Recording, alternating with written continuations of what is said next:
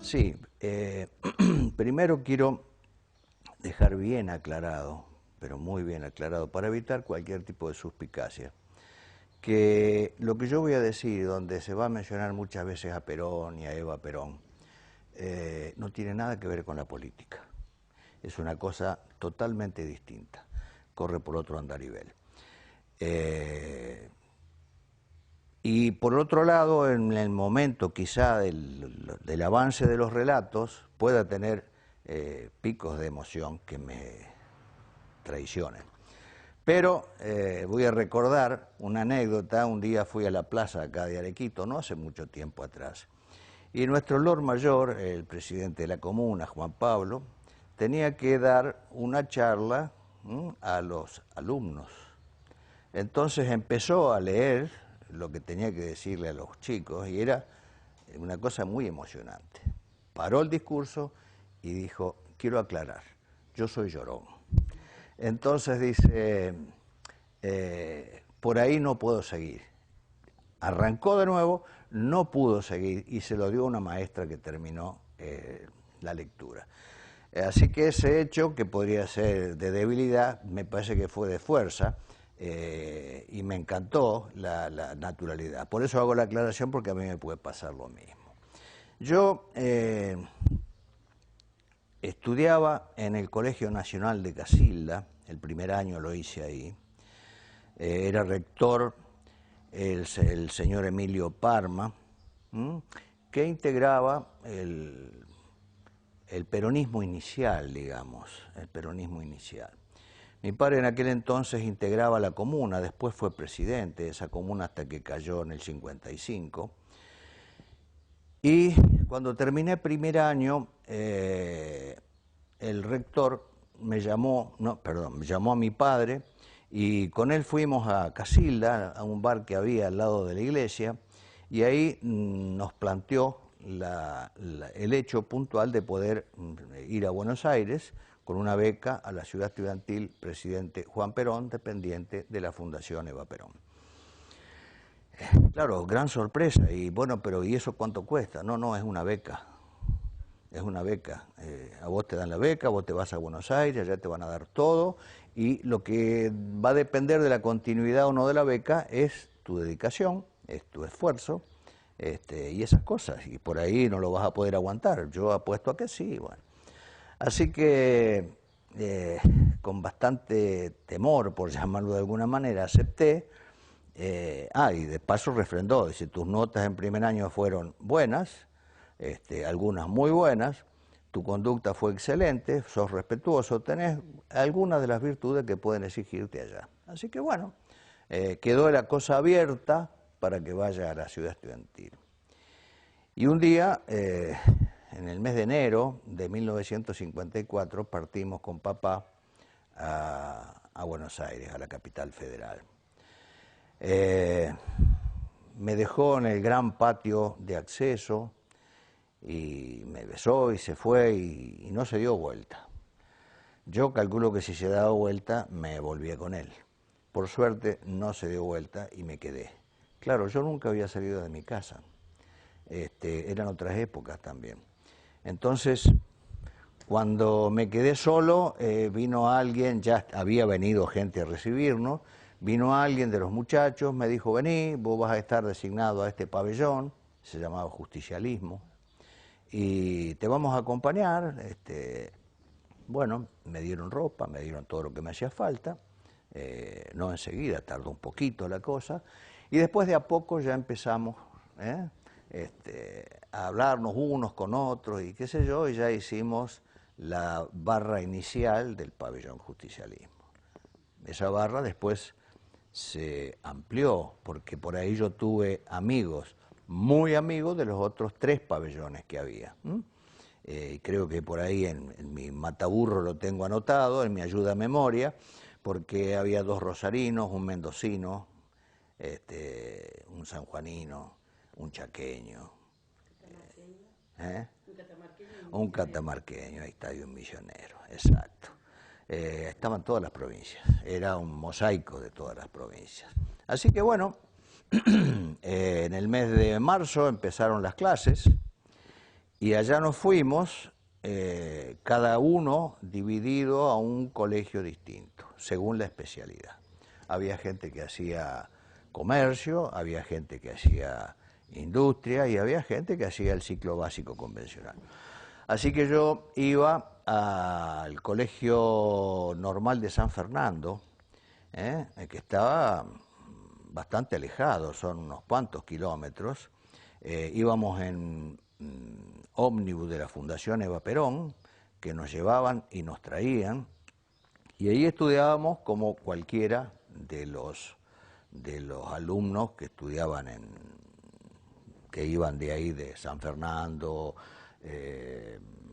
toda la zona cercana, San Isidro, Bécar. Bueno, volvíamos cuando terminaban las clases y allí nos insertábamos en lo nuestro. ¿Qué era lo nuestro? Nosotros, aparte de estudiar como cualquier alumno, teníamos nuestras propias clases internas. Nuestras propias clases internas eran literatura, se ahondaba mucho en la literatura,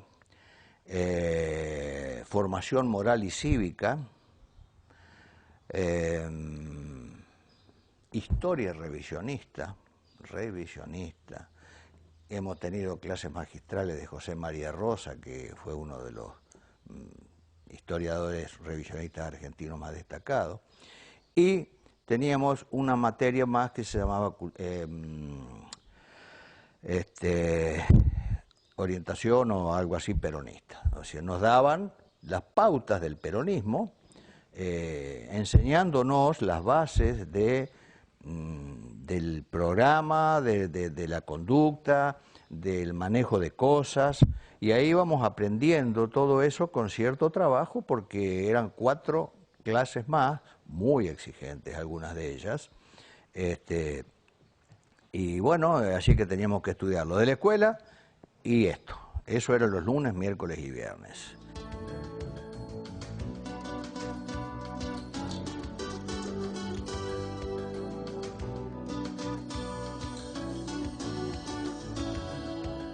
Simón Abdala, el padre de Jorge Abdala, Coqui, tenemos 4 días de diferencia, somos amigos de toda la vida, publicaba un periódico departamental, tenía injerencia en todo el departamento casero, y publicó justamente un artículo con una foto mía, diciendo a continuación que había merecido una beca en base a merecimientos, y que estaba ya, el diario creo que salió en abril o en mayo, así que yo ya estaba estudiando en ese momento en Buenos Aires. Los martes, jueves y sábados ya no se estudiaba a la tarde, se estudiaban las convencionales de la escuela, se repasaban las otras, pero los martes, jueves y sábados era deporte. Nos enseñaban a hacer deporte. Y daban la opción del deporte que uno quería agarrar para sí. Podría haber sido esgrima, vóley, waterpolo, qué sé yo, lo que sea, porque estaban todos los deportes. Yo elegí, porque ni soñaba que jamás en mi vida podría llegar a haber hecho algo de eso, elegí atletismo y gimnasia en grandes aparatos. Y como me cargaba a mí mismo, digo, mirá, había un señor que se llamó Charles Atlas que había hecho un libro, que lo vendió por todos lados, que decía cómo era posible que un alfeñique de 44 kilos llegara a tener el físico que tenía él. Claro, en realidad fue una mentira, ese tipo nació con ese físico y lo perfeccionó. Pero así que yo era un alfeñique de 44 kilos que empecé a hacer esa disciplina deportiva muy sólida, seguida por profesores realmente maravillosos. Teníamos pasión por esos profesores. Uno de ellos, o 2 o 3, viven, gracias a Dios, y ya un par de ellos nos han acompañado a nuestras reuniones en La Falda, incluso con las esposas, hace 2 o 3 años atrás. Así que bueno, esa gimnasia que nos daban y esa clase, qué sé yo, nos mantenía constantemente motivado, nos tenía constantemente estudiando, preocupándonos, y a la vez, como dice un querido amigo que ahora vive en Chaco, pero que es de San Rafael, Hugo, vivíamos con sueño. Claro, era tanto lo que teníamos que estudiar y tanto lo que teníamos que hacer que vivíamos con sueño. Ahora bien, después llegaba el sábado. El sábado a la tarde ya podíamos hacer cualquier deporte, lo que quisiéramos. Entonces, bueno, fútbol, lo que le gustaba al básquet, había muchos que jugaban muy bien al básquet y muy bien al fútbol. Y a la noche se podía optar, se ofrecía la posibilidad desde ahí mismo de la ciudad estudiantil para ir a teatros. Así que yo tuve la suerte de poder ir varias veces al Teatro Cervantes, el Teatro Nacional Cervantes, hermoso. Y tengo una anécdota que fue extraordinaria. Yo casi me tiro del gallinero, de la parte de arriba, de la platea, digamos. No de la platea, de la parte de arriba de la platea. Porque pasaban una obra que se llama Los Perros, de Hugo Guast, Martínez Zubiría. Hugo Guast era su seudónimo.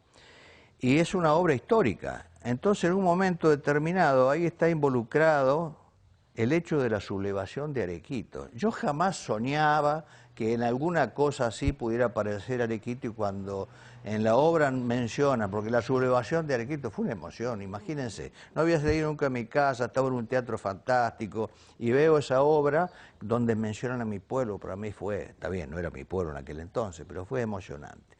Y después los domingos fuimos varias veces con compañeros al Teatro Colón. Yo soy músico, así que tenía un plus desde el punto de vista de la asistencia al Teatro Colón. Incluso los compañeros que venían conmigo, sabiendo eso, me hacían preguntas sobre cómo era una ópera, sobre cómo era, qué sé yo, el movimiento de ballet. Y yo, dentro de mi ignorancia también, porque era músico, pero tenía mis limitaciones, le iba explicando. Fueron noches realmente maravillosas. Y se dio una circunstancia, hoy podría ser discutido. El Teatro Colón es un lugar fantástico, como todos sabemos. Y tiene sobre el escenario, que se llama avant-scène, adelante de la escena, 4 palcos, me parece que son, palcos cómodos, muy grandes, que dan sobre el escenario. Uno era destinado a las enfermeras de la Fundación Eva Perón, y otro no recuerdo a quién. La cuestión es que las enfermeras iban o no iban, no siempre estaban. Entonces, cuando nosotros íbamos, ya habían calzado la cosa y teníamos el palco avant escena. Así que teníamos en el Teatro Colón, ahí, a toda esa cosa fantástica. Bueno, para mí fue también un hecho trascendente, inolvidable, y cuando lo traigo a colación, realmente emocionante.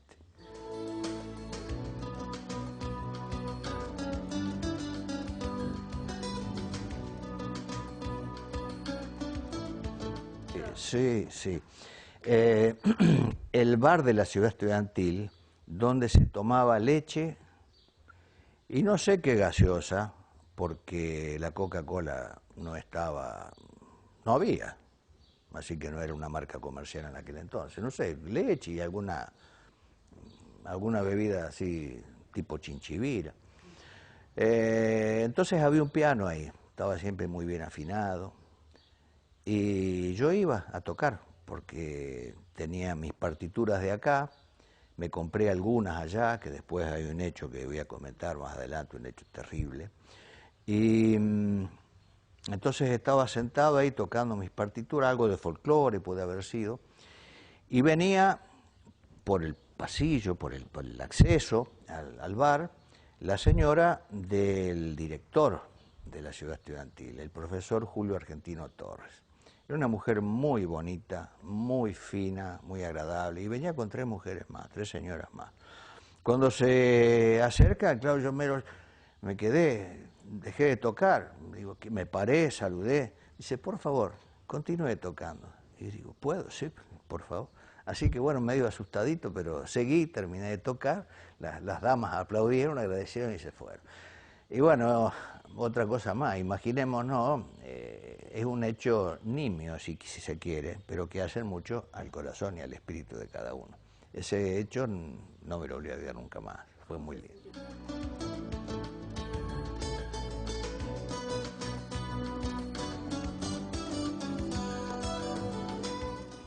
Ah, sí.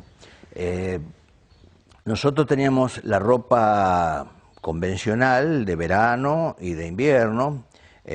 Normalmente era un pantalón gris y, bueno, camisas obviamente, y después teníamos uno o varios pullovers de color azul y corbatas negras. Eso pienso que puede haber sido en recuerdo a la señora Eva Perón, a Evita. Y con eso estábamos siempre. Cuando hacía frío teníamos un gabán muy grueso, de tela marina creo que le llamaban, y con eso nos abrigábamos muy bien. Y cuando había algún acto teníamos el uniforme de gala. Por ahí debe andar dando vuelta una foto mía, una foto donde aparezco yo, y donde está un sanjuanino, un riojano. Yo pensé que era catamarqueño, pero no. Anoche justamente estuvimos despidiendo el año con mis compañeros de la ciudad estudiantil de Rosario y me dijeron no, Soria era riojano. Y estoy yo, después está un muchacho sí que es catamarqueño y al lado hay otro que es de Entre Ríos, y que si Dios quiere, el 14 de diciembre nos vamos a ver con todos ellos en una despedida de año que vamos a hacer en Paraná. No nos olvidamos nunca de nosotros mismos.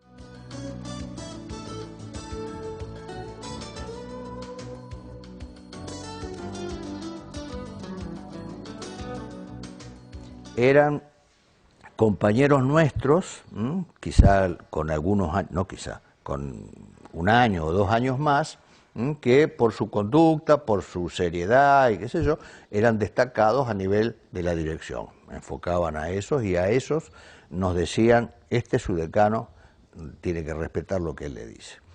Y bueno, había siempre un lazo de amistad, pero había siempre un respeto, casi diría que voy a usar una mala palabra, un respeto casi militar hacia ellos. No hacía falta nada militar, era simplemente respeto por el respeto en sí mismo. Así que bueno, yo cuando ahora me encuentro en estas reuniones que hacemos todos los años con los que fueron mis decanos, nos reímos todos un poco porque ellos decían que se impostaban de alguna manera para tener más autoridad y nosotros nos achicábamos un poco para sentirnos hasta más protegidos, porque hubo momentos en que uno tenía angustias, tenía demasiada gana de tirar todo por la borda y volver a casa, y eran ellos los que ayudaban, te enseñaban a hacer la cama, te enseñaban a tener tu pieza impecable, y bueno, casi 60 años después, esas costumbres siguen siendo mías. Yo hoy me hago la cama y hoy me limpio la pieza, y que nadie la toque porque tiene que estar como yo quiero que esté, como aprendí a hacerlo.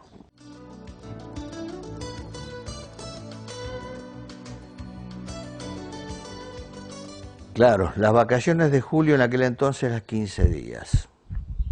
Volver al pueblo en julio, después de 6 meses de estar afuera, cada uno de nosotros, o sea que se ponía a disposición de los alumnos los boletos de primera, en barco para los que iban en barco, en avión y en tren. Yo tenía el boleto para venir en tren, recuerdo en aquel entonces salía de Retiro el tren y llegaba a Pergamino. En Pergamino hacía el desvío, llegaba a Casilda, y en Casilda hacía el desvío, pasaba por Arequito y seguía hasta Río Tercero. Así que bueno, la primera vez que vine, bueno, sí, la primera porque la segunda ya no hubo, cuando vine por primera vez en el año 54 de julio, habían ido las chicas y los muchachos de la barra a esperarme en la estación. Y claro, me bajé del tren con tanta gana de ver a mis padres y verlos a ellos y qué sé yo, que salí medio como corriendo de la estación. Y ellos estaban todos esperando donde estaba el vagón o los vagones de segunda. Y yo venía en el vagón Pullman de primera, entonces jamás pensaron que yo venía ahí. Así que cuando yo salí, no me vieron. Y yo dije, pero ¿cómo? Si quedé con ellos que nos íbamos a ver, ¿cómo es la cosa? Así que no sé por qué me pegué la vuelta a la estación y ahí venían todos ellos medio cabizbajos como diciendo, no vieron, no vieron. Bueno, ahí nos encontramos. Así que fue realmente, volver allí en julio fue muy lindo esos días, ¿no es cierto?, de anécdotas y de contar y qué sé yo. Y después, obviamente, volvimos y seguimos hasta fin de año. Los alumnos destacados, más destacados que yo, desde luego, por ese motivo, podían gozar de un paseo en las vacaciones en Puente del Inca. Iban con los profesores y allá llevaban el equipo que lo alquilarían, no sería de alguien de allá de los militares, posiblemente de allá de Mendoza. Entonces practicaban esquí.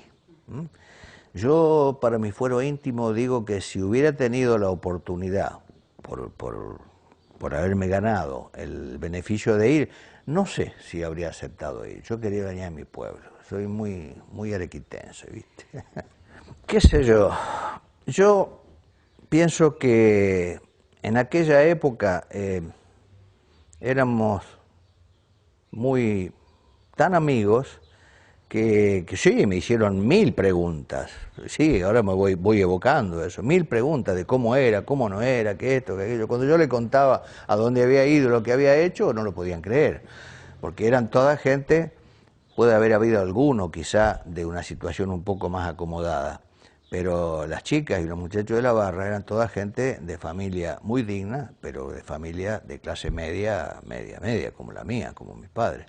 Entonces, pienso que les debo haber contado tantas cosas que, de haber sido tantas, ya se me pasaron por arriba. Ya no me acuerdo qué puedo haberles dicho, pero sí, sin duda. Asados y qué sé yo, y charlar.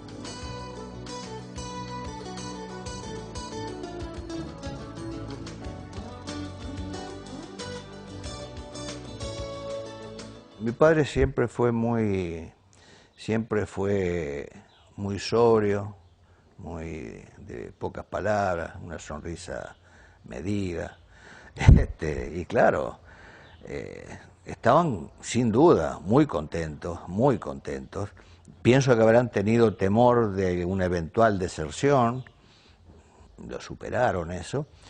Y cuando volví, que después volví para fin de año, claro, ahí ya tuvimos más tiempo de charlar con ellos, porque la de vacaciones de invierno prácticamente fue con la barra, y algo habría hablado con ellos, pero siempre la barra que me venía a buscar, que salíamos por una cosa a la otra a jugar al fútbol. Cuando a fin de año yo volví, ahí sí fueron las preguntas de ellos. Yo le decía, no sé, todo depende de cómo me haya ido en San Fernando. ¿Te llevaste alguna materia? No me llevé nada, al contrario, no, tengo buenas notas. No sé cómo me habrá ido en la ciudad estudiantil con las materias que tenían exigentes. No sé los profesores de gimnasia si también tenían que hacer su aporte, los decanos y los responsables que eran del manejo de ahí de adentro, de la parte administrativa, todo eso hacía un juicio de valor. Hasta que un día recibió mi padre en casa una carta certificada. Recuerdo que venía con lo que era en aquel entonces el papel carbónico que se usaba en el ferrocarril, que se escribía con lápiz, entonces al tomar humedad quedaba impregnado, una cosa muy especial. Y vino esa nota donde se reflejaban todas las calificaciones y el concepto del director y del jefe técnico de ahí de la ciudad estudiantil, donde decían que era aceptado nuevamente para ir en 1955.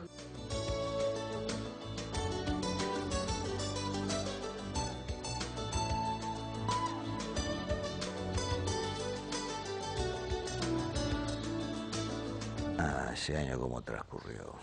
Yo no recuerdo si fue en el 54 o en el 55, antes de entrar al 55, me parece que fue en el 54, que mis padres fueron a Buenos Aires invitados por la ciudad estudiantil, mis padres y los padres de todos los alumnos que podían ir, ¿no? Porque había algunos que estaban tan lejos.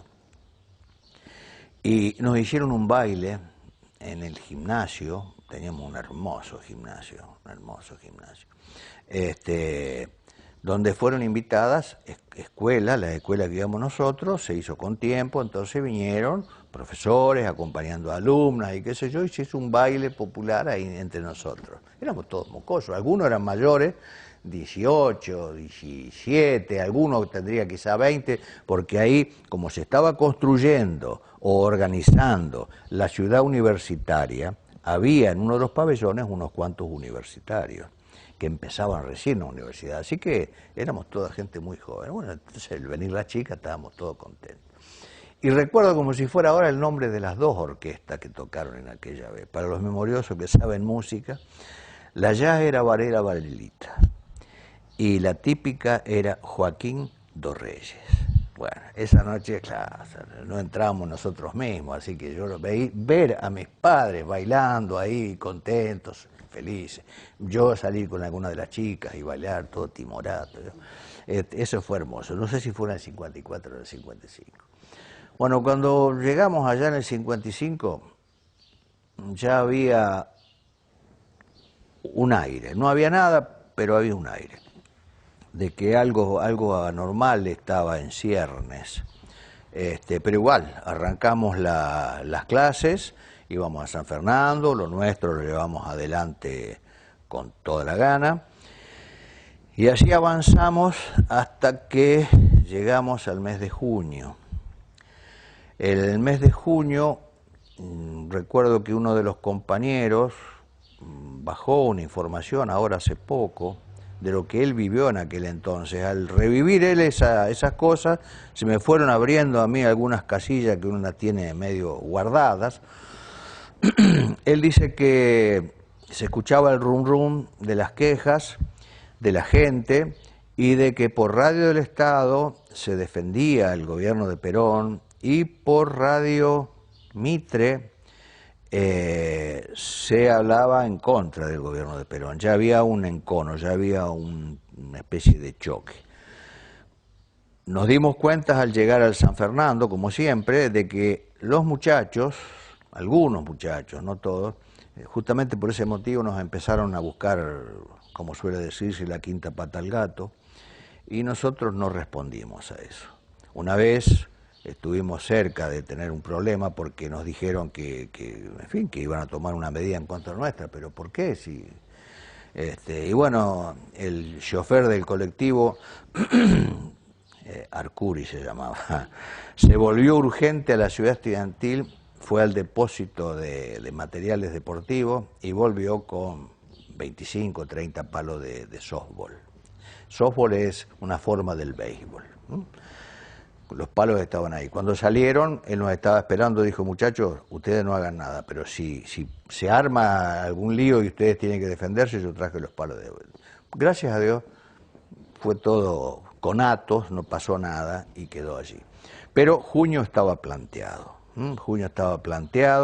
Se frenó el conato revolucionario, pero ya había un gusto amargo en la cosa. Yo me daba cuenta de que dentro de mi juventud, no digo mi niñez porque yo no era un niño, pero entre las dos cosas, yo veía que las cosas no funcionaban bien y veía que a mis superiores la preocupación los iba rondando cada día más. Y bueno, así nos fuimos arrimando a septiembre. En septiembre, ahí sí, creo que empezó el 16 y duró hasta el 19, 20. El 16 a la mañana nos pasaron el informe de que en el garage donde se guardaban los colectivos de la Fundación Eva Perón, habían ido un grupo paramilitar, habían prendido fuego varios colectivos y habían pegado, habían castigado, no hubo, gracias a Dios, muertos ahí, a la gente de la fundación que estaba trabajando allí. Y de allí se vinieron para la ciudad estudiantil. Eso nos enteramos, no me acuerdo cómo, porque imaginémonos que en aquel entonces las comunicaciones eran mucho más limitadas, pero bueno, nos enteramos que se venían. Entonces se dio una voz interna, y bueno, cada uno de los pabellones se fue armando con lo que tenía, con, qué sé yo, palos, con palos de billar, con lo de softball, esto. Y yo recuerdo, nos convocaron a los que sabían, los que habían practicado tiro. Yo los domingos, aparte de todo, porque me gustaba, iba al tiro federal argentino y practicaba tiro de precisión con fusil Mauser. Entonces a todos los que tenían condiciones de tiro, nos convocaron, y en el primer piso, la planta alta, mejor dicho, del Justi, que era el pabellón donde yo estaba, y que es el que más cerca está de la calle, nos apostamos allí y esperamos que vinieran, qué sé yo, no sabíamos qué podía pasar, y si venían, bueno, qué sé yo, tiraríamos, no sé. La cuestión que, bueno, se ve que hubo de parte de alguna de las partes alguna decisión de no continuar, y ese conato se frenó. Así que bueno, ese susto inicial, que al último medio, cuando empieza a funcionar la adrenalina, se transforma en como ese pensamiento tonto, que lo tuvo más adelante un general, déjenlo que venga, que le vamos a presentar batalla. Yo pensaba también, déjenlo que venga, que le vamos a presentar batalla. Menos mal que no vinieron, porque si no podría haber ocurrido una gran desgracia. Por suerte no ocurrió. Yo no estoy seguro si me di cuenta en el momento después. Yo sé que estábamos ahí, nos mirábamos y no sabíamos, al no saber qué iba a acontecer, no teníamos una respuesta dada por nosotros mismos. A la vez, el paso de los años, que yo lo suelo citar en reuniones con los compañeros, uno por ahí fabula un poco las cosas. Le quiere dar una vuelta más a la tuerca inconscientemente, y entonces puede entrar en cierta mitomanía que yo pretendo evitar. Por eso lo hago lo más acotada posible. Yo no recuerdo haber tenido miedo, y no soy ningún guapito ni cosa por el estilo, pero teníamos que defender a la ciudad estudiantil y estamos dispuestos a hacerlo. Así que gracias a Dios no pasó nada.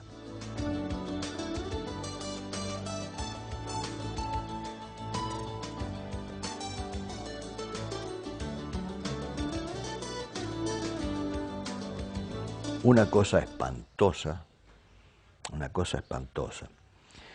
En el interín de esos días, no recuerdo la fecha, ni la quiero recordar, ni la quiero buscar tampoco, no me interesa. Yo había conseguido permiso para ir a comprar alguna partitura al centro de Buenos Aires. Casa América se llamaba, no sé si estará todavía ahora, estaba en Avenida de Mayo, cerca de la calle Corrientes. Perdón, cerca de la 9 de julio. Bueno, entro ahí a Casa América, un lugar enorme, y estaba eligiendo partituras, y empezó a sentirse un ruido muy grande afuera, y la gente que empezó a gritar, y bueno, salimos todos a la calle, y yo no daba crédito a lo que estaba viendo. Me tocó ver a los aviones que venían, mejor dicho, yo estaba allá y ellos venían acá hacia la Casa Rosada, la Casa de Gobierno, y tiraron bombas, y no de goma, de las otras.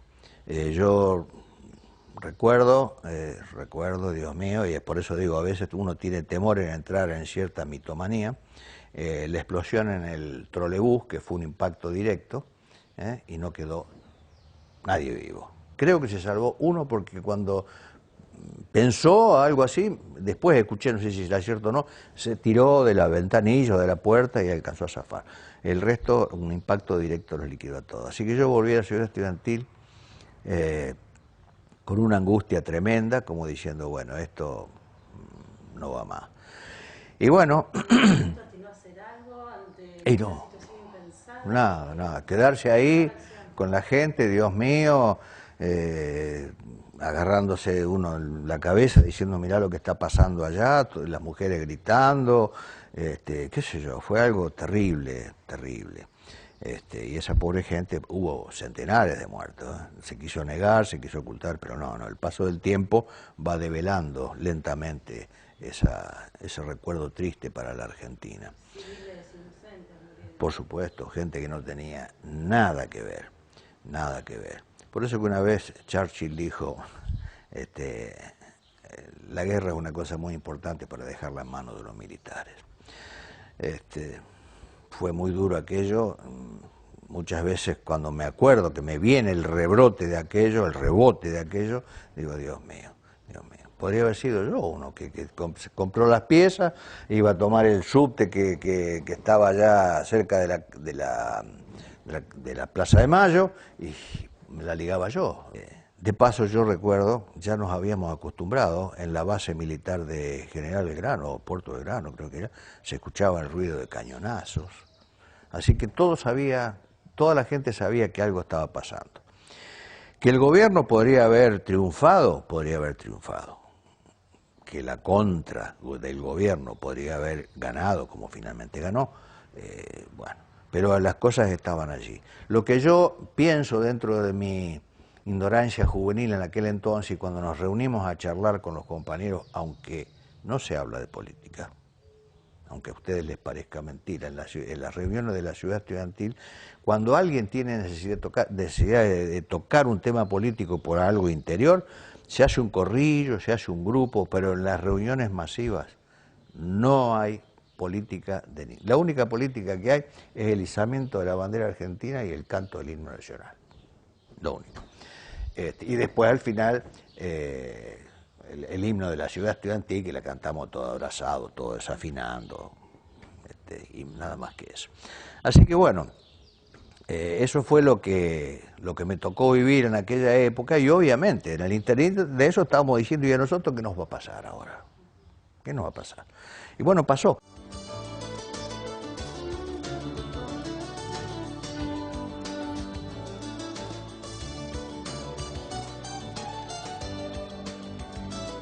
Una mañana nos levantamos.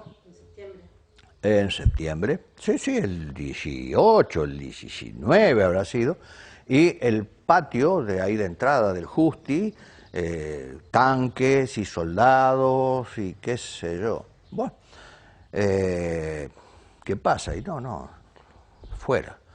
Bueno, pero se ve que organizaron. ¿Fuera dónde? A la ciudad infantil. Nosotros estábamos acá y la ciudad infantil estaba enfrente, un poco más allá. Para llegar a la ciudad infantil se cruzaba un túnel por bajo la calle Dragones.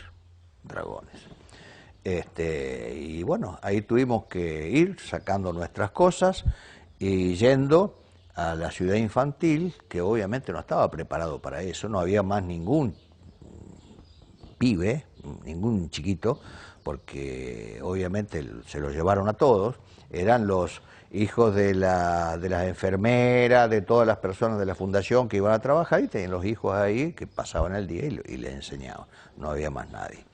Así que ahí nos fuimos acomodando malamente nosotros, siempre bajo la mirada de militares, y bueno, y seguíamos estudiando porque todavía no se había decretado la terminación del año. Ahora, ¿cómo íbamos a San Fernando? Íbamos a San Fernando, eso se me borró, no me acuerdo más. Pero yo seguía estudiando ahí en la escuela, en la ciudad infantil, y creo que por ahí debe haber una foto mía que yo estoy parado, atrás mío hay un laguito, y atrás hay una casita, una hermosa casita esas de enanos, porque era muy bonita la ciudad infantil, y bueno, me saqué. ¿Quién me habrá sacado esa foto? ¿Cuándo me la dieron después? Si ya todo eso era una debacle, no sé. Tengo esa foto donde estoy yo ahí parado en el año 1955. Y una vez estaba sentado yo frente a una de esas casitas, hacía ya frío, había empezado septiembre por ahí, viste que a veces hace un día o dos de calor y por ahí, bueno, estaba estudiando a la tardecita afuera, con el gabán ese grueso que teníamos nosotros. Y habían llamado de adentro los militares a un orden interno y teníamos que ir todos. Y yo no lo escuché, estaba tan en lo mío que no lo escuché. Entonces viene un soldado, 6 años mayor que yo, 20 años. Y me dice, ¿no escuchó la orden usted? ¿Qué orden? Están llamando para adentro, vamos. Y bueno, me levanté, sí, cómo no, y arranco.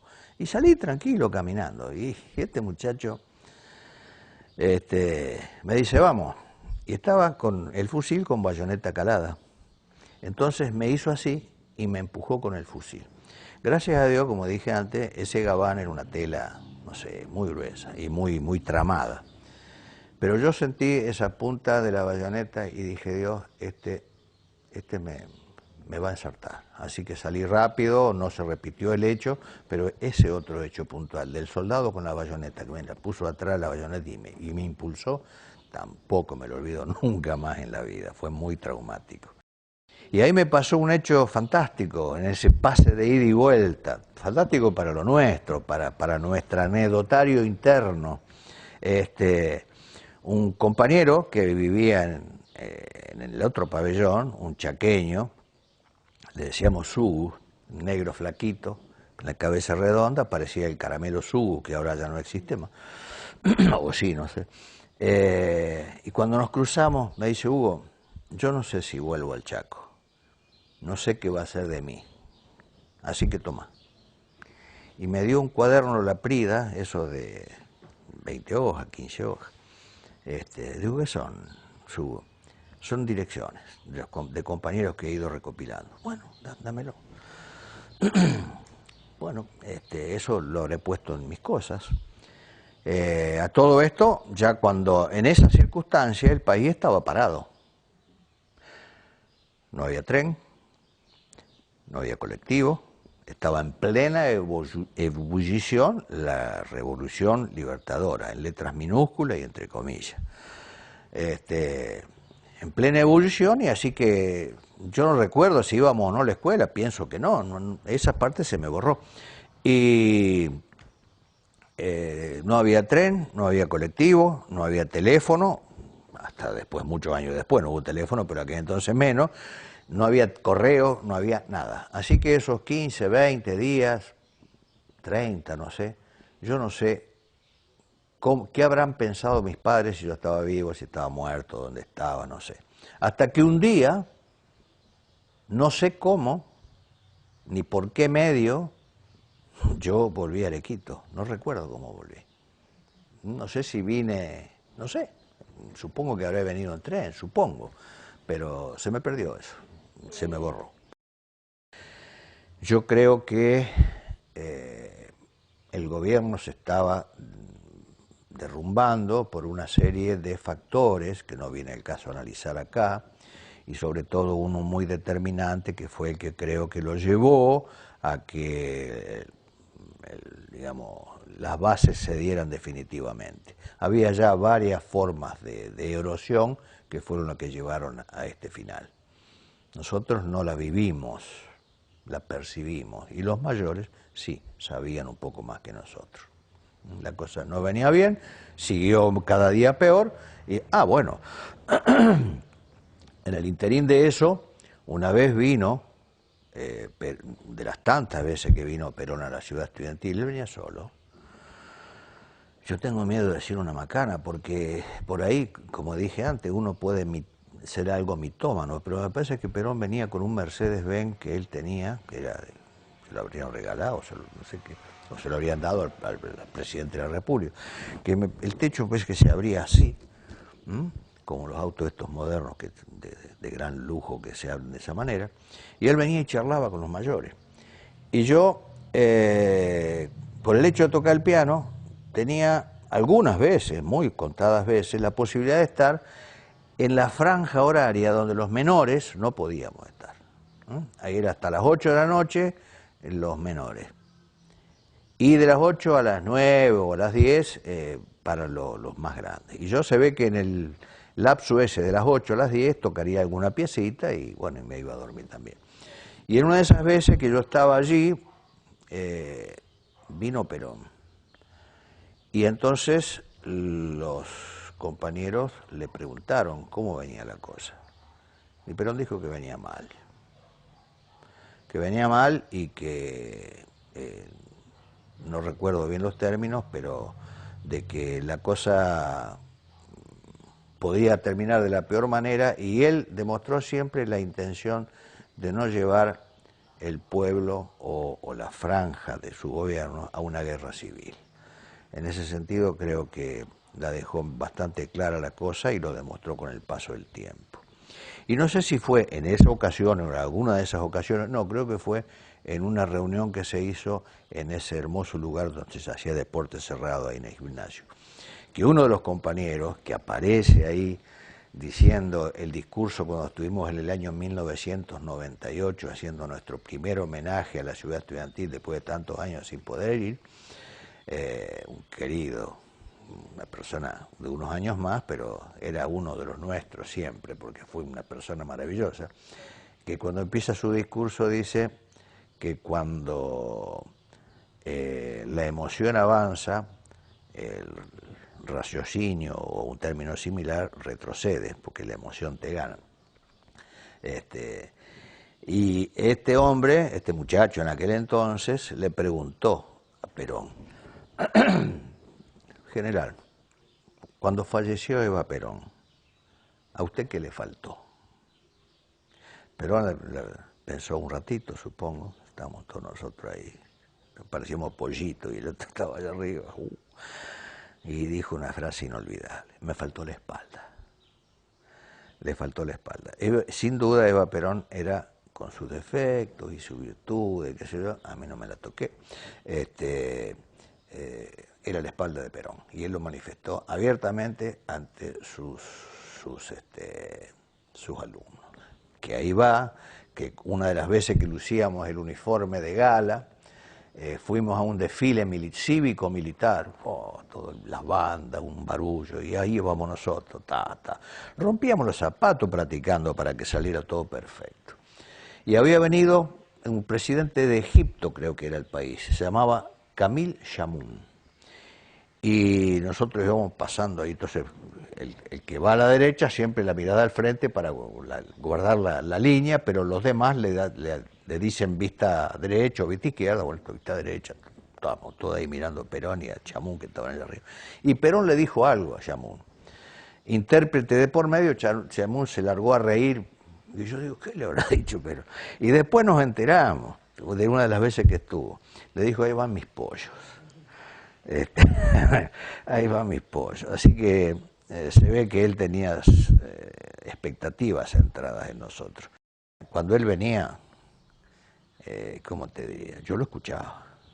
Primero que lo rodeaban los más grandes, ¿no es cierto? Los mayores, le hacían mayores preguntas.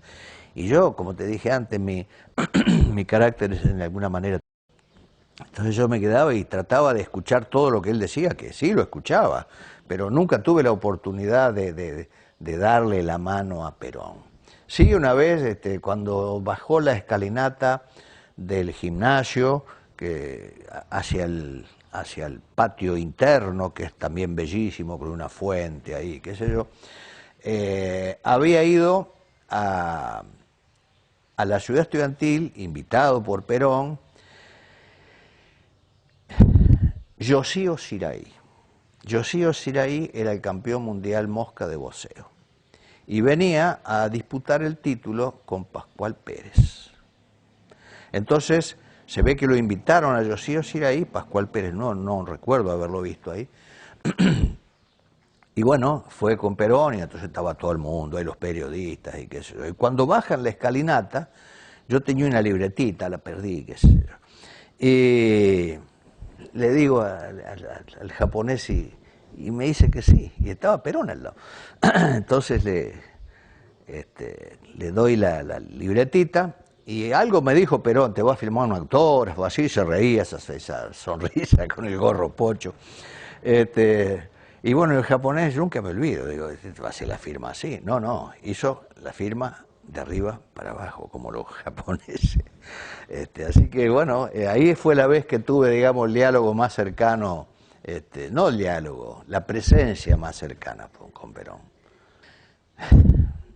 Yo quería, si me ganaba el puesto, porque había que ganárselo, Yo no sabía si iba a volver en el 56 si no pasaba nada. No sabía cómo iban a ser mis notas. Pero si la capacidad mía, la voluntad y la inteligencia me acompañaban como para que yo pueda volver en el 56, yo iba a tratar de abrevar lo más posible de mis compañeros más representativos. Con una idea, quizá tonta, a medias, porque en el año 98, cuando se hacen los discursos en el almuerzo, que también aparezco yo ahí por ahí en el almuerzo, uno de los muchachos dijo, tenemos la suerte que en este momento haya 10 compañeros de la ciudad estudiantil trabajando conmigo. Él era en ese momento un funcionario de alto nivel nacional. La idea mía era decir, bueno, si estudio y qué sé yo, y alguno de mis amigos de capacidad superior llega a alguna cosa, yo sería el que le diga, acá estoy a tu disposición, porque él sabría seguro que tendría a su lado a alguien que no le iba a fallar.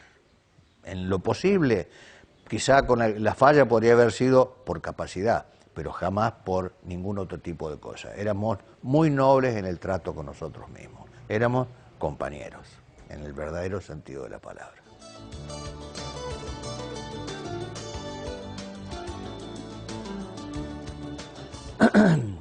No me acuerdo, eso se me borró.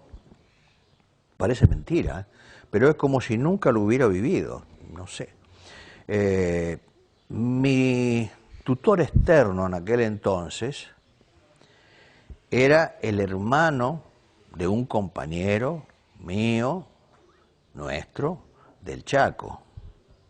Y aquí que ese muchacho en aquel entonces, señor ahora, que puede haber sido el que me sacó de ahí, no me acordé de preguntarle, vive en Arequito, es Luis Viera, él era mi tutor en Buenos Aires. Cuando yo tenía que salir, el que tutoraba o tutoreaba mi salida y demás era Luis Viera. Antes había sido Federico Santamaría, el primero que tuve, y después este muchacho.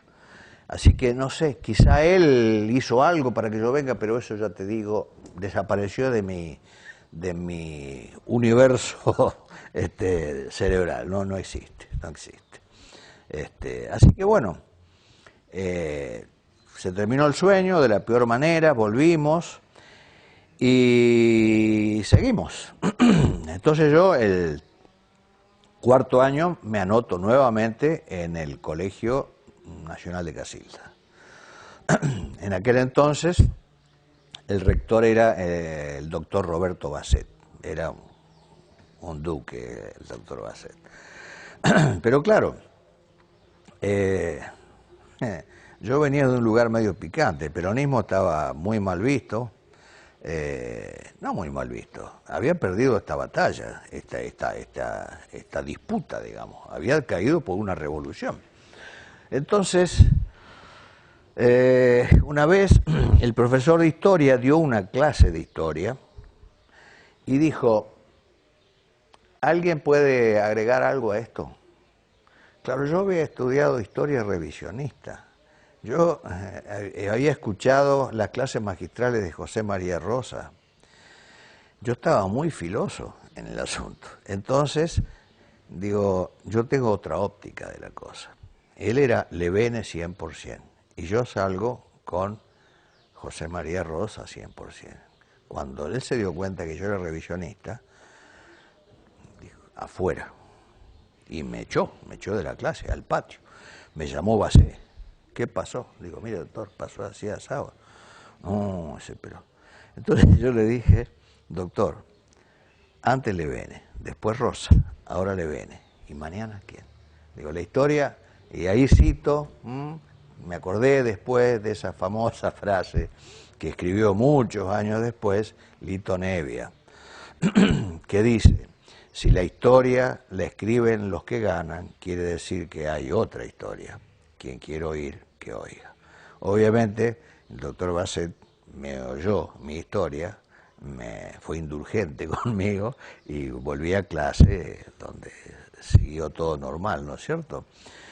Terminé quinto año, bien, con todas las notas como correspondía, así que eso me hacía avisorar quizá que podría haber continuado en la ciudad estudiantil, porque no tuve problemas. Pero bueno, después se dio el hecho. Mi intención cuando sale el artículo ese en el diario era ser ingeniero, muy abarcativo. ¿Ingeniero en qué? En civil, mecánico, no sé.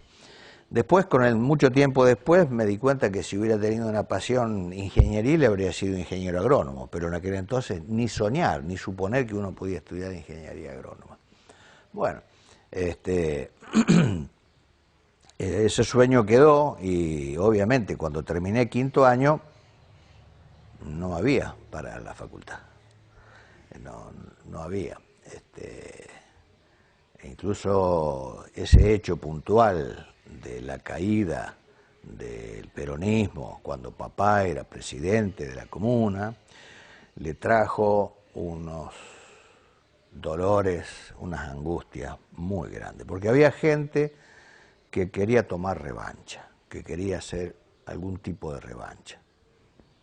Yo no los culpo, porque tendrían quizá sus motivos, estaban exacerbados esos motivos. Pero sí recuerdo que una vez, cuando le llegó a papá a casa una carta expreso, enviada desde Arequito a Arequito, para citarlo para declarar en la comuna, donde iba a haber una especie de tribunal de honor o algo por el estilo, una de las personas que estaba en el grupo ese era el doctor Roberto Colvenegas. Y cuando papá fue ahí, me imagino que con temor, porque uno hizo las cosas lo mejor posible, pero no sabe si lo que estaban con él lo habían hecho de la misma manera. Entonces fue con cierto temor. Y Roberto Colvenegas, el doctor Roberto Colvenegas, dijo, yo creo que en lo referente a don Ernesto de Asiso no hay nada que decir. Ha sido siempre un caballero y lo va a seguir siendo. Acá no tenemos nada que revisar. Nadie dijo nada y mi viejo se pegó la vuelta muy alegre. Fueron momentos muy duros. Así que bueno, no pude continuar estudiando, así que para ganarme la vida, a los 17 años empecé a tocar en una orquesta, a los 19 empecé a trabajar en el INTA, muy lindo el INTA, muy lindo, el INTA es una institución hermosa.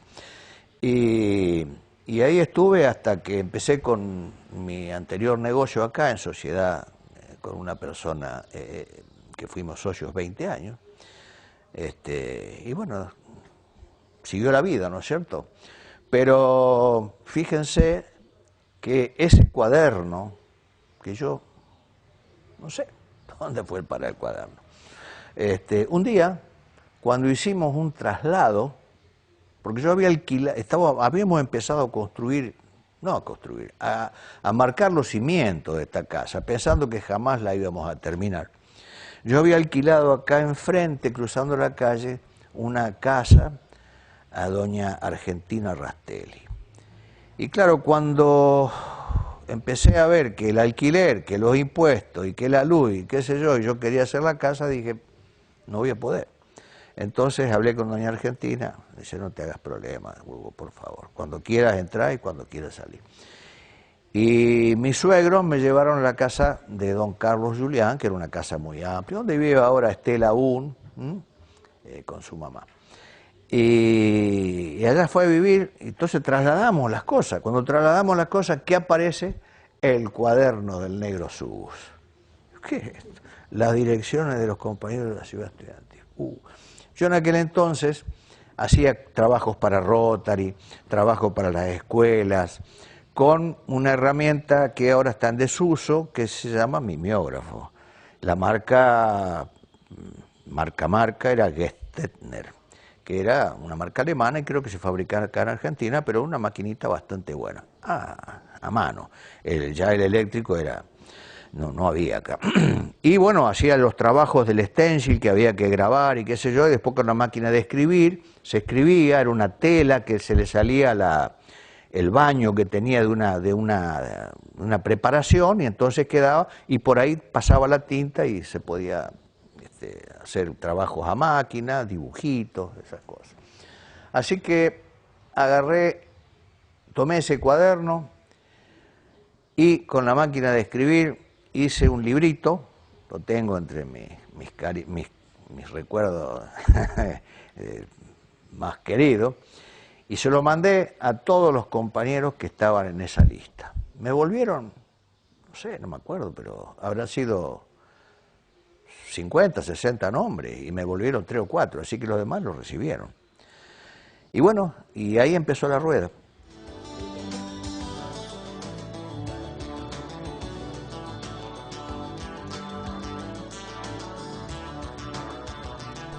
Y bueno, se ve que esa piedra que cayó en el lago y empezó a hacer círculos concéntricos en Buenos Aires, estaba el grupo de Buenos Aires, que era numeroso, que también tenía su piedra en el lago, así que esos dos círculos concéntricos se juntaron y se hizo un gran círculo. Y ahí empezamos. La primera reunión fue en un colegio de Buenos Aires, un colegio... ¿Colegio era? No era un colegio, era una especie de seminario, una cosa así, que lo consiguió un compañero de la ciudad estudiantil. Todo de una forma muy recoleta porque la cosa venía medio pesada. Así que ahí se hizo la reunión primaria, yo recuerdo, fui con Graciela, algunos otros compañeros, unos cuantos, fueron con sus esposas, y bueno, y ahí empezamos a reflotar el sueño de la ciudad estudiantil, con otro fin, pero reflotarlo. Después de ahí tuvimos otra en Vialé Macé. Después de Vialé Macé, al año siguiente tuvimos otra que la organizaron dos compañeros de Rosario, uno de ellos es ahora el presidente de Exalce, que quiere decir exalumno de la ciudad estudiantil, la hicimos en Santa Fe. Hubo otra en Mendoza, a la cual yo no pude ir, y bueno, estábamos por hacer una en La Pampa. Los compañeros de la zona de allá estaban trabajando fuerte. Vino la segunda revolución. Al diablo los muchachos de Exalce a guardarse, porque nosotros lo nuestro había quedado allí, así que ya era... Pero bueno, se ve que era mejor no remover el avispero y nos quedamos quietos hasta que despacito empezamos de nuevo. Despacito empezamos de nuevo. Ya teníamos las direcciones, siempre aparecía alguno más. Y en el año 1978 la gente de Buenos Aires se movilizó, 2 o 3 de ellos, mucho, y uno de ellos, que lamentablemente ya no está más, se movió un montón, era un tipo tan querible, se llamaba René, el apellido no viene al caso. Y allá nos juntamos en Buenos Aires y pudimos ir a la ciudad estudiantil. Claro, la emoción era indescriptible. No fui con Graciela, fuimos con 2 compañeros de Rosario, los mismos que organizaron Santa Fe, que yo también colaboré con ellos, 1998. ¿Cómo fue por dentro? Las emociones fueron muy grandes, muy encontradas y a la vez muy chocantes, porque el pabellón central administrativo y de dirección de la ciudad estudiantil tiene 2 obras de arte. Tiene el salón presidencial, la sala de las arañas y no sé si otra más, no me acuerdo, pero que son una copia exacta, reducida en un 40%, creo que, de las verdaderas de la Casa de Gobierno de la República Argentina, con todos sus apliques en oro, en todos los arabescos, tal cual la Casa de Gobierno, las arañas, tal cual, era una maravilla eso. Bueno, cuando llegamos allí, que nos recibió el director de lo que estaba funcionando en ese momento, que ahí era la parte de atención a lisiados y esas cosas, o sea que el fin fue digno en definitiva, y pedimos permiso para visitar ese lugar, el hombre dijo, sí, lo van a poder ver, se van a llevar una sorpresa.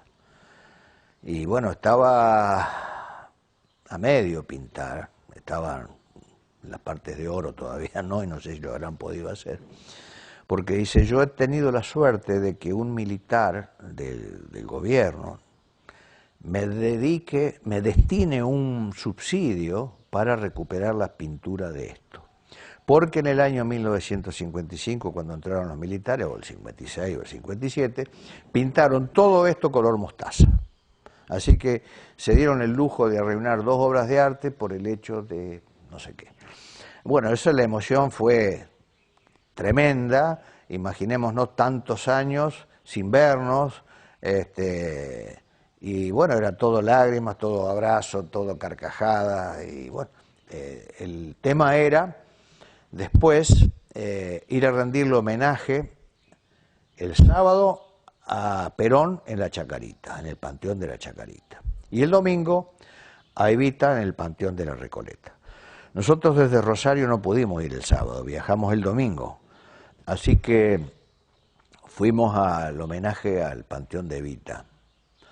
En cada uno de ellos un compañero hizo un discurso, que no viene al caso porque los discursos ya están, no digo que sean de forma, pero al fundamento era el homenaje nuestro a quien nos había dado todo. Así que esa la tengo grabadísima en la cabeza, ¿no es cierto? La ciudad estudiantil, presidente Perón. Durante mucho tiempo he deseado que llegara este día en que la Fundación me daría la inmensa dicha de poder entregar a los muchachos descamisados argentinos este homenaje de mi corazón fervorosamente peronista. Y por eso mis primeras palabras son para ellos, para los muchachos peronistas, que el 17 de octubre de 1945, enarbolando la bandera de Perón, gritando y cantando con fanático ardor, enarbolaron las columnas del pueblo trabajador argentino y reconquistaron al líder de la nacionalidad. A ellos, a los muchachos peronistas de todos los tiempos y de todos los rincones de la patria, dedico la ciudad estudiantil donde quiero que ellos tengan todo lo necesario para llegar a ser ciudadanos dignos de la nueva Argentina de Perón. Por eso, la estructura y las construcciones de la ciudad estudiantil han sido concebidas de tal manera que en ella los jóvenes humildes de la patria aprendan a vivir la vida que Perón sueña para todos los argentinos, digna y alegre, humana y generosa, en una comunidad organizada en cuyo seno todos sean artífices del destino común, pero ninguno instrumento de la ambición de nadie. Hemos visto que la fe, que la autenticidad y un mínimo de valentía pueden hacernos un pueblo libre.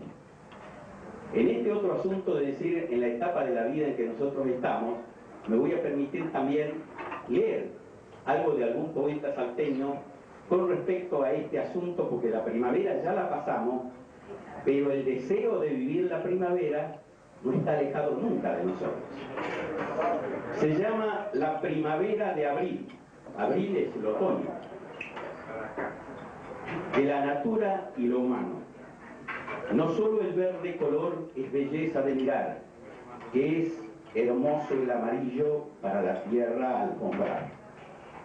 El sol es más suave ahora, el día más diáfano está, sabiduría que disfruta, serenidad de la edad. Qué gracia grande, qué sabia, la eterna natura nuestra, que renueva los retoños, con hijos, nietos y el soplo de una nueva primavera. Gracias. Que una cosa bella es una alegría para siempre. La ciudad estudiantil fue realmente una cosa bella. Brindemos porque esta fue una alegría para siempre. ¡Salud!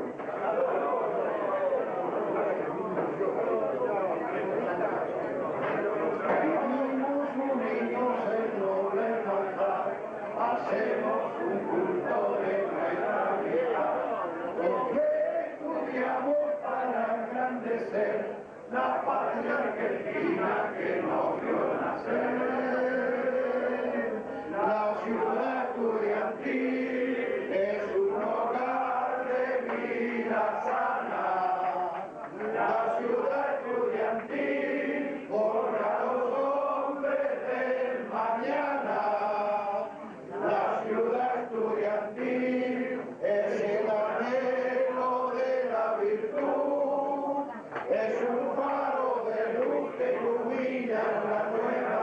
Argentina, a la juventud, es un faro de luz que ilumina Y de ahí, bueno, después de hacer los homenajes, nos fuimos a almorzar a una parrilla que está en la calle Pampa y Avenida del Libertador.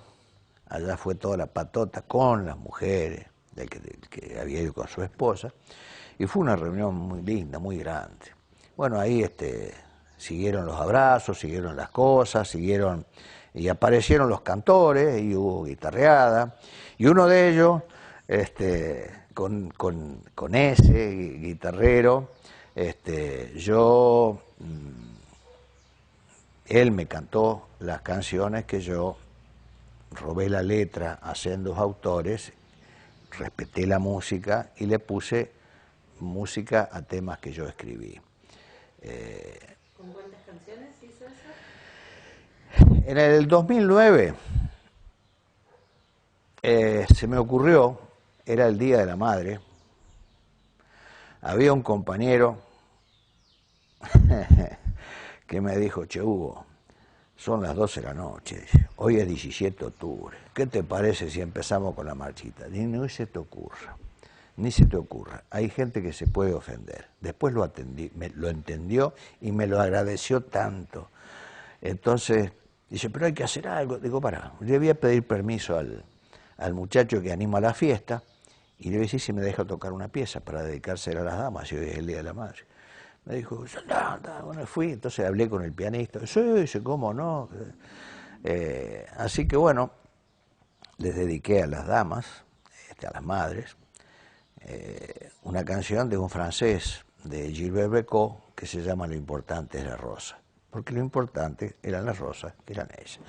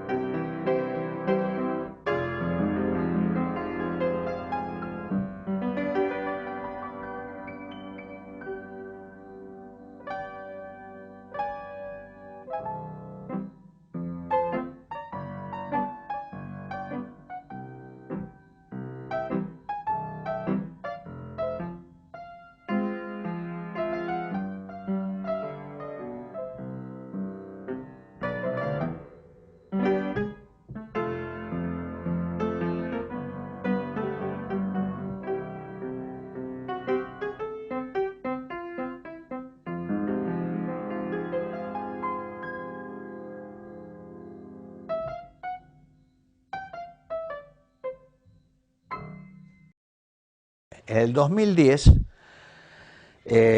trabajando yo en mi trabajo en Villa Gobernador Galvez, se me prendió la lamparita y dije, pucha, qué lindo sería hacer un tema sobre la City. Nosotros le decíamos la City.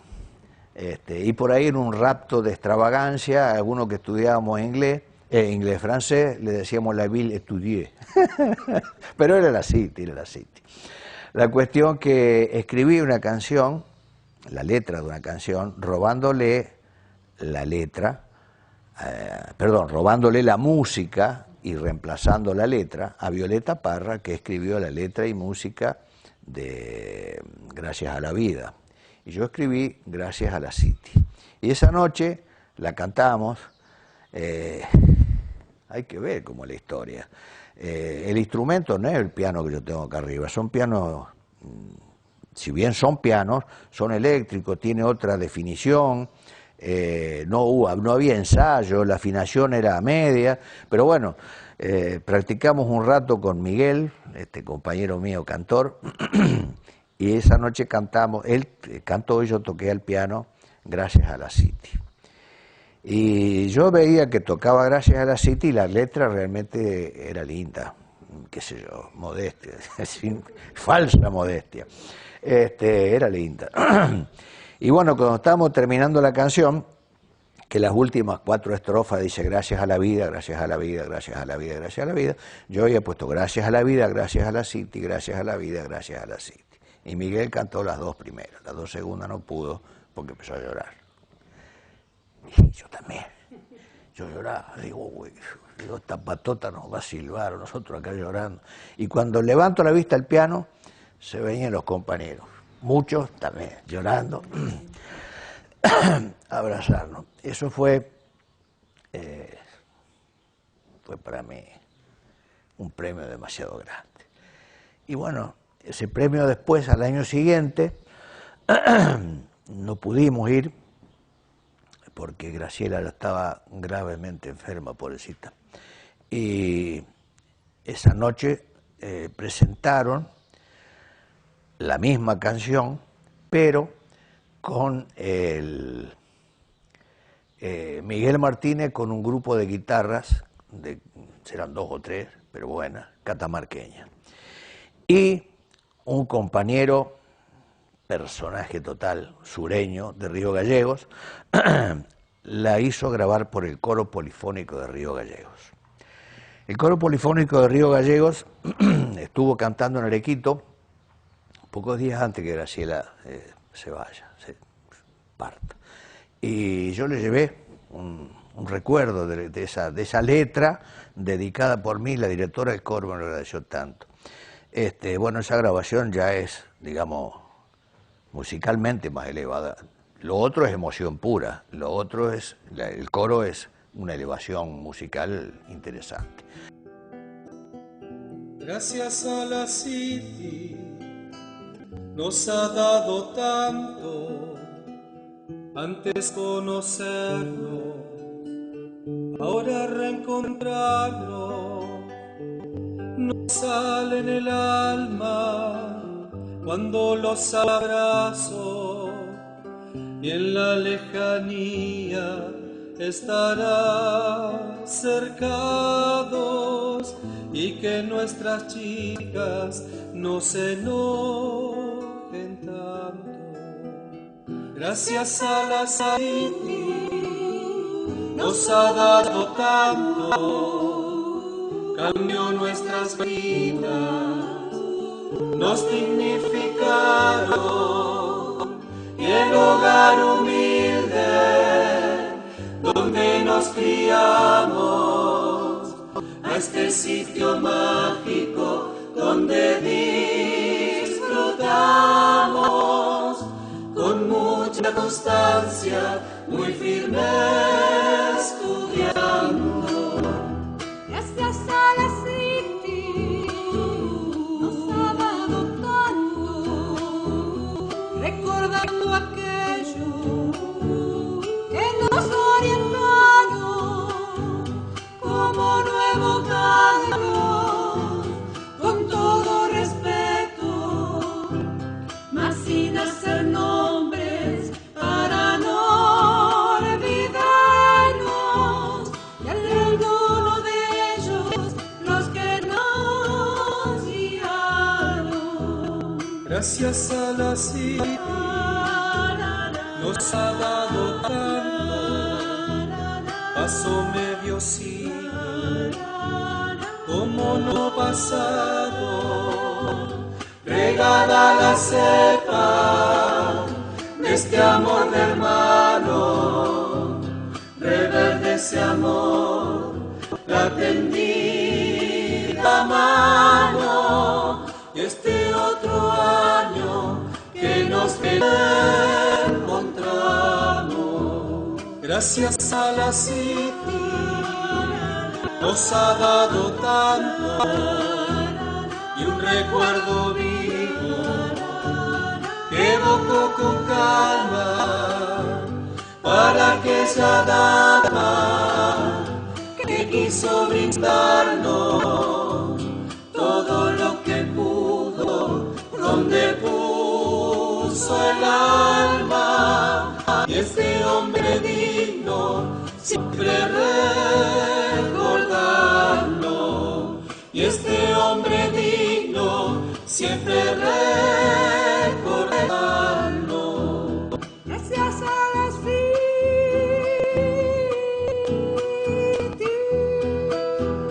gracias a la vida.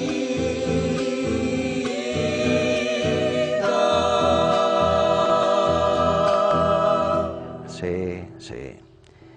Y claro, en el 2012 yo estaba pensando y no me salía nada, qué sé yo, no me salía nada. Y por ahí me salió de una chacarerita, saqué un tema al cual le puse la chacarera del negro, la chacarerita del negro.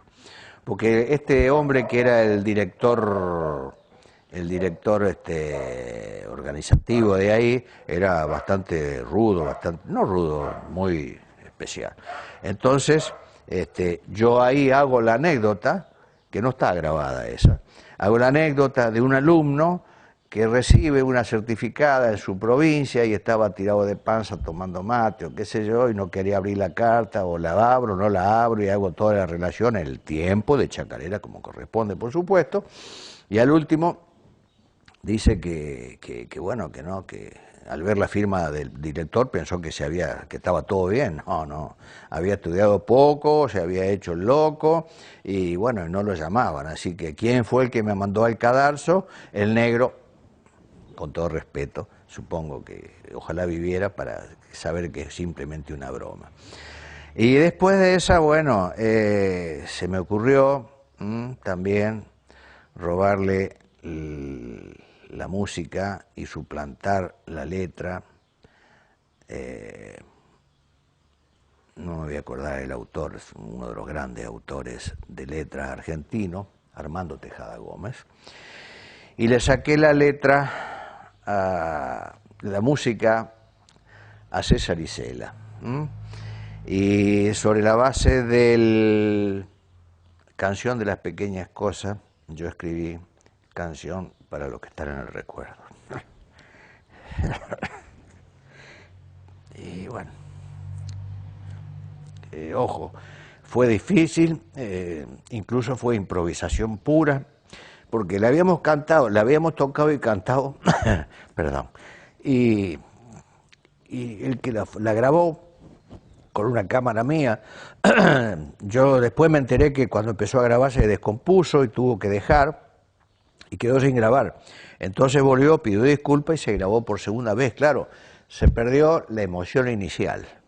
Y a ver, recuerden de que eso es, como suele decirse entre músicos, a la parrilla, o sea, sin ensayo. La afinación de una cuerda de Miguel me parece que no está perfecta, entonces suena como una cierta disonancia, pero el tema está. Es la canción dedicada a los que están en el recuerdo, los compañeros que no están, y obviamente Graciela. Ahí fue toda realmente una gran emoción. Que dice así más o menos.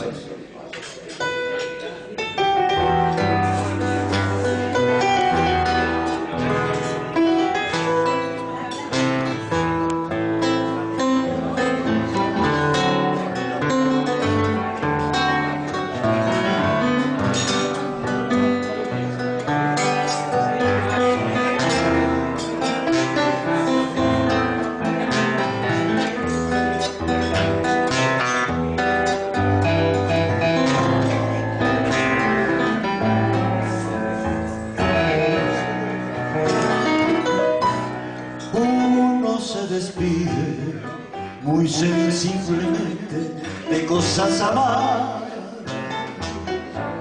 Quieres retenerla, tenerle las manos, mas no quedará.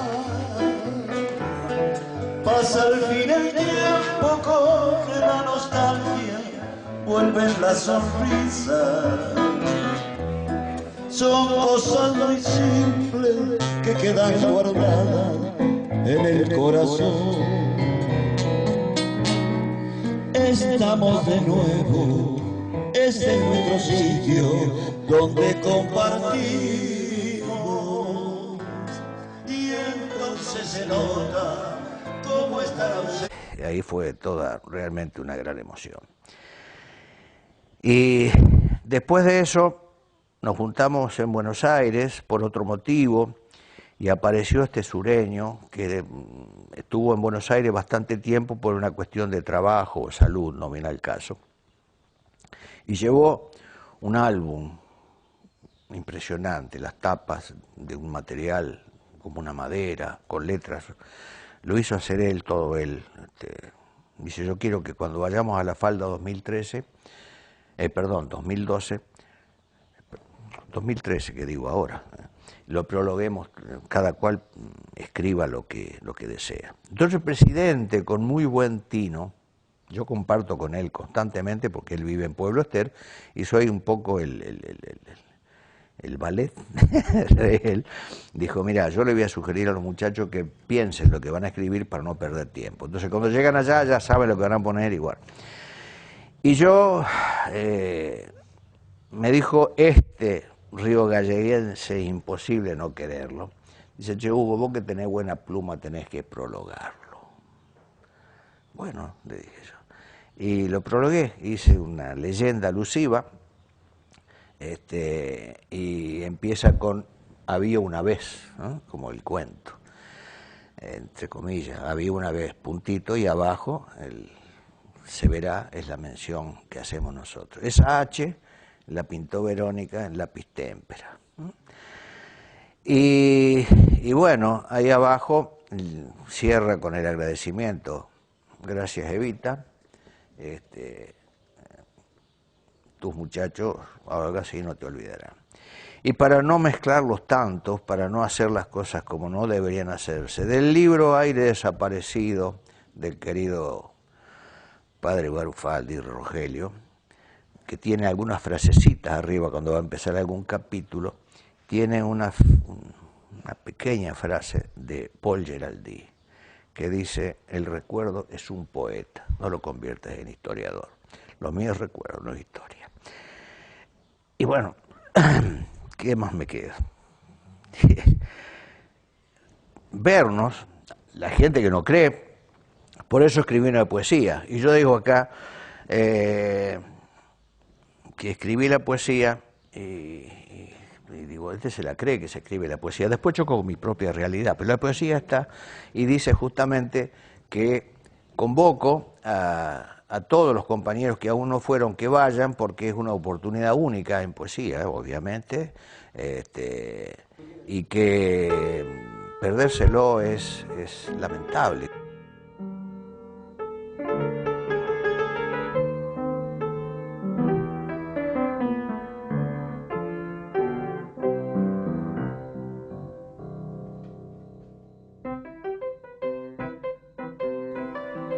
Cuando en rueda de amigos cuento lo que pasa en octubre en la Falda, hay quienes piensan que es eso, un cuento de quien carga ensoñación sobre su espalda.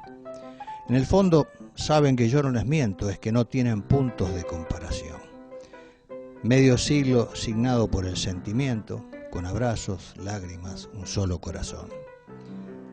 ¿Desde dónde viajan? De todo el país. ¿Hay alguno joven? Pero sí, los hijos. Van a ir los hijos. Ahí sí que mentís. Esposas, hijos, nietos. Es así, de fijo. Quien no fue a la Falda tiró por la borda quizá la ocasión mejor de su vida. Pero están a tiempo. El tiempo se acorta. Pensalo y sumate. Ser de la partida. No me pidan para el caso la rima medida, pero si la duda te va dando vueltas, allá te esperamos. Verás que la vida te premia con creces si al alma la sueltas. La vida me ha premiado. Este arequitense apolítico, pero que nunca adscribirá a una causa que no sea digna, puede estar orgulloso de ser un exalce, de haber sido hijo de sus padres trabajadores humildes y probos, y de permitirse soñar que si Evita no se hubiera ido tan temprano, era una muchachita, podría haber llegado, quizá, a darle un beso en la mejilla, nada menos. Que ojalá puedan hacer, incluso con toda la modestia y cubriendo todos los aspectos posibles, tenemos un fondo económico hecho entre nosotros mismos, por si algún compañero tuviera alguna dificultad para trasladarse económicamente, lo apoyamos. Por supuesto, anónimamente, así que hemos tenido la suerte de que algunos más se han acercado.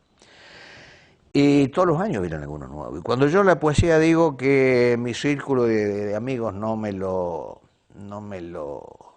creen, cuando yo digo que vamos nosotros, pero vamos con las esposas, con los hijos y con los nietos. ¿Cómo le digo los nietos? Y sí, cuando yo digo que van los nietos, y efectivamente van matrimonios que llevan nietos.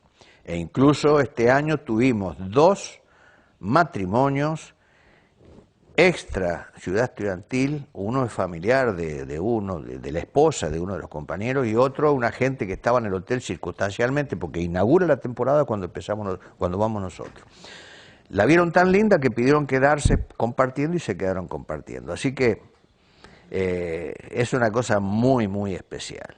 Así que bueno, como hacemos nosotros, hacen otros, que se reúnen, que van, que salen, y las reuniones nuestras son bastante periódicas. Así que bueno, se van agregando nuevos. Este año se agregaron algunos nuevos. Entonces cuando llegan, alguien que vos haces 58 años que no sabés si estaba vivo o muerto, sí, sabía que estaba vivo porque tenemos nuestra agenda, cada uno tiene nuestra computadora. Entonces aparece y yo acá lo digo clarito. ¿Quién sos, hermano? ¿De dónde venís? ¿Cómo te llamas? Y la credencial queda abierta. Es un exalce, es un hermano de la ciudad estudiantil, presidente Perón. Y para terminar, salvo que me quieran preguntar algo, yo digo así, y sí, yo fui un privilegiado. Por la ciudad estudiantil pasaron desde 1952 en que se habilitó hasta 1955 que se desbarató, en total unos 300 alumnos. Yo fui uno de ellos. Entre nosotros había jóvenes de mentalidad avanzada, de una capacidad superior. Y también estábamos nosotros, los más humildes intelectualmente hablando, pero dispuestos a jugarnos para conservar ese lugar de privilegio con que las circunstancias nos fueron premiando. Quizás más adelante podríamos serle útil en su misión. Ellos sabrían que nadie mejor que nosotros para apoyarlos en su labor. Tengo que sacar pecho porque esto es lo que finaliza, ¿no es cierto? Digo, somos ex alumnos de la ciudad estudiantil Presidente Perón, dependiente de la Fundación Eva Perón, para nosotros, Evita. Portamos un código de honor irrenunciable, intransferible e irrevocable. Nada más.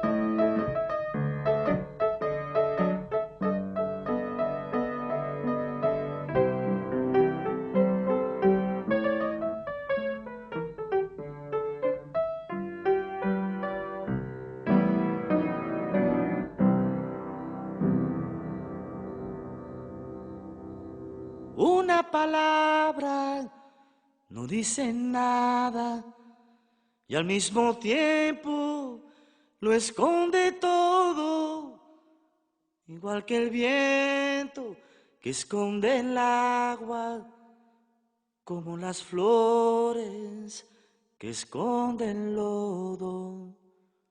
Una mirada no dice nada y al mismo tiempo lo dice todo, como la lluvia sobre tu cara o el viejo mapa de algún tesoro.